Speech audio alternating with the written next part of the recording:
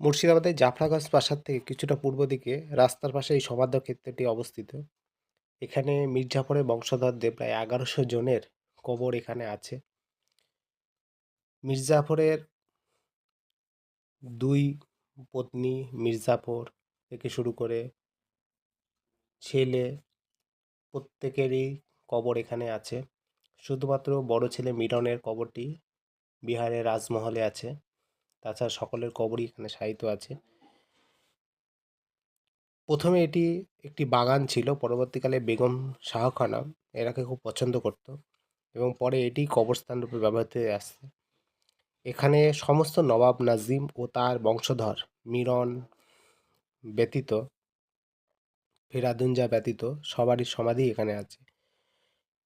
বেগম শাহ খানকে 1776 খ্রিস্টাব্দে এখানে সমাহিত করা হয়। দেখছেন প্রত্যেকটি, এইটি হলো মীর জাফরের কবর। প্রত্যেকটি কবরই খুব সুন্দরভাবে সাজিয়ে তোলা হয়েছে, কারণ বহুদিন আগেকার এই কবরস্থানটি প্রায় ভগ্ন হয়ে গিয়েছিল, সেগুলোকে নতুন করে আবার সংস্কার করে তোলা হচ্ছে। এই কবরস্থানের প্রবেশ মূল্য মাত্র 10 টাকা। এই 10 টাকা দিয়ে আপনারা এখানে ঢুকে মীর জাফরের যে বংশধর প্রায় 1100 জনের কবর এখানে বিদ্যমান আছে। এই কবরস্থানটি দেখার পরে আপনারা এখান থেকে নসিপুর যাওয়া রাজবাড়ির পথে ভাগীরথীর পূর্ব দিকে রাস্তার পাশে মীর জাফরের একটি প্রাসাদ দেখতে পাবেন,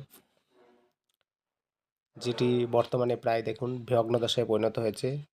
নওয়াব আলীবর্দী খাঁর আমলে, নবাবী আমলের ভাগ্নি শাহ খানম এই প্রাসাদটি তৈরি করেছিলেন। পরবর্তীকালে তিনি হিরাজেলে চলে যান এবং এটিকে নিমক হারাম দেউড়িও বলা হয়। বলা হয় যে এখানেই মিরনের নির্দেশে মোহাম্মদ বেগ সিরাজকে হত্যা করেছিলেন। তবে এই নিয়ে অনেক দ্বিমত প্রচলিত আছে। অনেকে বলেন যে এই হত্যাকাণ্ডটি মনসুরগড় প্রাসাদ হিরাজিলে হয়েছিল। যাই হোক, বর্তমানে এই নিমক হারাম দেউড়িতে প্রবেশ দর্শনার্থীদের জন্য প্রায় নিষিদ্ধ।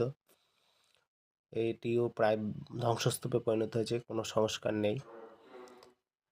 এটি মীর জাফরের বাড়ি বা নমক-হারাম দেউড়ি নামেই পরিচিত। জাফরাগঞ্জ প্রাসাদ দেখুন, উপরের দিকটা ইটগুলি প্রায় ক্ষয়প্রাপ্ত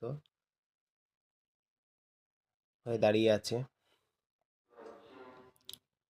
এটি কেমন লাগলো অবশ্যই জানাবেন। পরবর্তী ভিডিওর জন্য অপেক্ষায়